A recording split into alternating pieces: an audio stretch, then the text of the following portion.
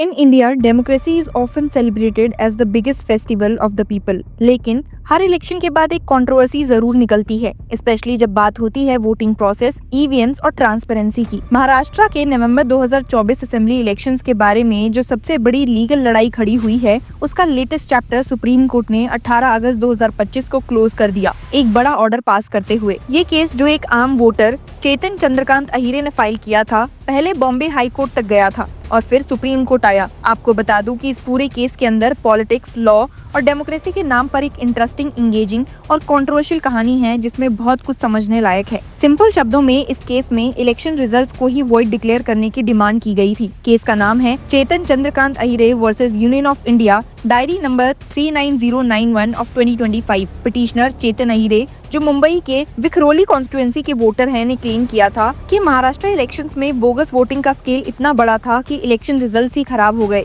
उनके मुताबिक लगभग 75 to 76 lakh votes, bogus votes cast हुए थे 6 बजे के बाद, जब पोलिंग क्लोज होने का टाइम था। इस नंबर का मतलब था कि almost 6.8% of the total votes eligibly after hours पड़े, जो कि उनका कहना है कि 90 to 95 कॉन्स्टिट्यूएंसीज में रिजल्ट्स को डायरेक्टली इम्पैक्ट करते हैं। और अगर ये सच है तो पूरे इलेक्शन प्रोसेस की क्रेडिबिलिटी पे सवाल उठते हैं। आपको जानकर हैरानी होगी कि अहिरे के लॉयर कोई आम वकील नहीं थे। केस आर्ग्यू किया गया प्रकाश अंबेडकर, जो कि डॉक्टर BR अम्बेडकर के ग्रैंडसन हैं और एक वेल नोन पॉलिटिकल लीडर भी। उन्होंने कोर्ट में ये पॉइंट उठाया कि 20 नवंबर 2024 के पोलिंग के दिन पे 6 बजे के बाद जो unusually high number of votes आए, उन्होंने इलेक्शन के बैलेंस को तोड़ दिया। पिटीशन में ये भी बोला गया कि इलेक्शन कमीशन ऑफ इंडिया के पास रेलेवेंट फिगर्स ही नहीं है इन वोट्स के, और RTI रिप्लाई की बेसिस पे कहा गया कि election commission lacked details of pre-numbered slips given to voters who were in queue at the time of poll close 6 PM and who cast their votes। मतलब सिंपल शब्दों में कि जितने लोग लाइन में थे उनके प्रॉपर रिकॉर्ड नहीं रखा गया, और इसी वजह से कोई भी वेरिफिकेशन नहीं कर सकता कि वोट्स जेन्युइन थे या फिर नहीं। हालांकि कोर्ट्स ने इस पूरी थ्योरी को वेग, एम्बिगुअस और फार्सिकल क्लेम्स बोला। बॉम्बे हाई कोर्ट की division bench of justice JS Kulkarni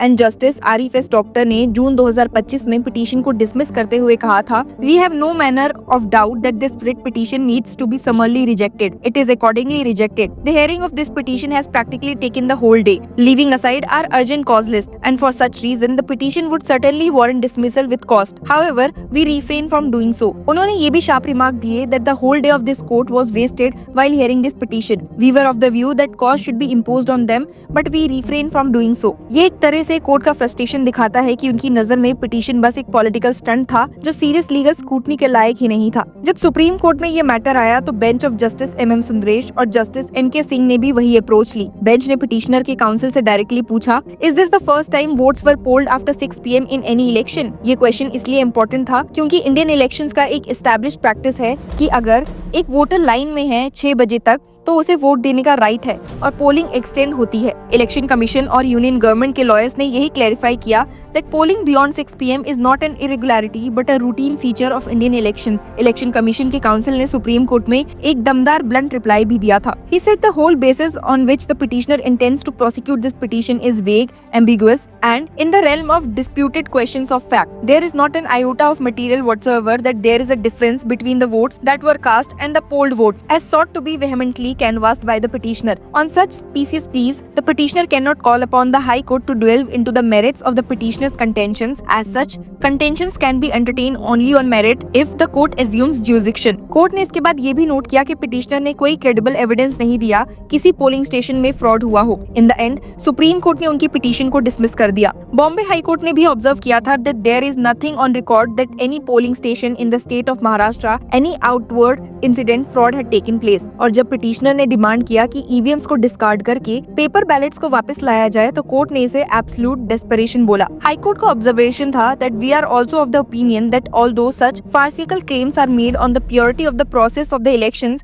of the state assembly and more particularly in the context of electoral voting machines and a need to discard such system of voting to be replaced by a traditional method of voting by ballot papers, such plea of the petitioner appears to be in absolute desperation. This is more particularly in the view of the settled principles of law on the use of EVMs, which are held to be legal and valid by the Supreme Court. अब यहाँ एक बड़ा legal debate खड़ा होता है। Article 329B of the constitution clearly कहता है कि इलेक्शन डिस्प्यूट सिर्फ इलेक्शन पिटीशन के थ्रू ही चैलेंज किए जा सकते हैं, जो रिप्रेजेंटेशन ऑफ पीपल एक्ट 1951 में दिए गए हैं। लेकिन अहिरे ने आर्टिकल 226 का यूज करके रिट पिटीशन फाइल की, जिसमें वो हाई कोर्ट से एक्स्ट्रा ऑर्डिनरी जुरिसडिक्शन का यूज करवाना चाहते थे। रिस्पोंडेंट्स ने पॉइंट आउट किया कि एक सिंगल वोटर जो खुद कैंडिडेट भी नहीं था, वो पूरे स्टेट के 288 कॉन्स्टिट्यूएंसीज के इलेक्शन रिजल्ट्स कैंसिल करने की डिमांड कैसे कर सकता है। ये लोकस स्टैंडाई का प्रॉब्लम है। कोर्ट ने अपनी रीजनिंग में भी ये रिपीट किया कि राइट टू वोट एक स्टैट्यूटरी राइट है, ना कि फंडामेंटल राइट। मतलब अगर इरेगुलरिटी भी होती है तो भी उसको कॉन्स्टिट्यूशनल वायलेशंस के रूप में फ्रेम नहीं किया जा सकता। और सबसे बड़ी बात, पिटिशनर ने टाइम लिमिट के अंदर प्रॉपर इलेक्शन पिटीशन फाइल नहीं किया था।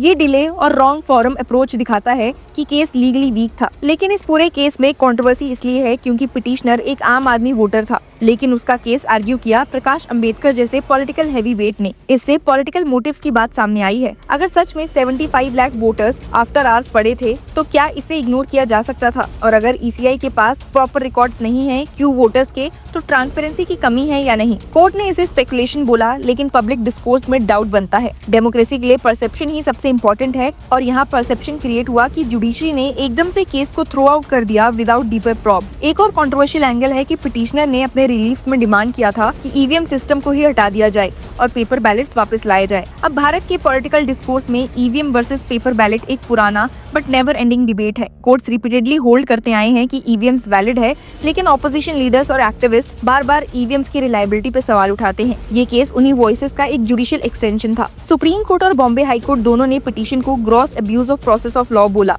लेकिन अगर हम डेमोक्रेटिक एथिक्स के लेंस से देखें तो क्या हर ऐसी पिटीशन को ऐसे डिसमिस करना चाहिए, या फिर एक इंडिपेंडेंट ऑडिट करना चाहिए था ताकि लोगों का ट्रस्ट बना रहे? कोर्ट ने ये कंसर्न भी उठाया कि अगर हर वोटर ऐसे वाइड स्वीपिंग पिटीशंस फाइल करने लगे तो इलेक्शंस कभी फाइनल ही नहीं हो पाएंगे। In the end legal position clear है कि इलेक्शन पिटीशंस ही एक प्रॉपर रेमेडी है। रिट जुरिसडिक्शन का मिसयूज नहीं हो सकता। लोकस स्टैंडाई का प्रिंसिपल भी क्लियर है। एक आम वोटर अपनी कॉन्स्टिट्यूएंसी तक लिमिटेड रिलीफ मांग सकता है, पूरे स्टेट का नहीं। और सबसे बड़ी बात, राइट टू वोट एक स्टैट्यूटरी राइट है, ना कि फंडामेंटल। चेतन चंद्रकांत अहिरे के केस शायद लीगली वीक था, लेकिन उसने एक अनकंफर्टेबल ट्रुथ को हाईलाइट किया कि आम आदमी वोटर्स के डाउट को judiciary and election commission of India don't always treat with seriousness. और जब पॉलिटिकल लीडर्स जैसे प्रकाश अंबेडकर उस केस को आर्ग्यू करते हैं तो उसमें एक लार्जर नैरेटिव बनता है जो सिर्फ लॉ तक लिमिटेड नहीं रहता, बल्कि पॉलिटिक्स और पब्लिक ट्रस्ट तक जाता है। डेमोक्रेसी का असली सवाल वही है जो हर इलेक्शन के बाद बनता है। इलेक्शन फ्री और फेयर थे या सिर्फ लीगली वैलिड थे? कोर्ट ने ये कह दिया है कि कोई इरेगुलरिटी नहीं थी, कोई फ्रॉड रिकॉर्ड पे नहीं था, और पिटिशनर का केस डेस्परेट और वेग था। लेकिन आम जनता के दिमाग में जो डाउट बैठा है कि 75 लाख वोट्स 6 PM के बाद आए, उसका जवाब किसी के पास नहीं है। और जब डाउट्स के जवाब नहीं मिलते, तभी डेमोक्रेसी की फाउंडेशन हिलाकर भी लीगली स्टेबल दिखती है।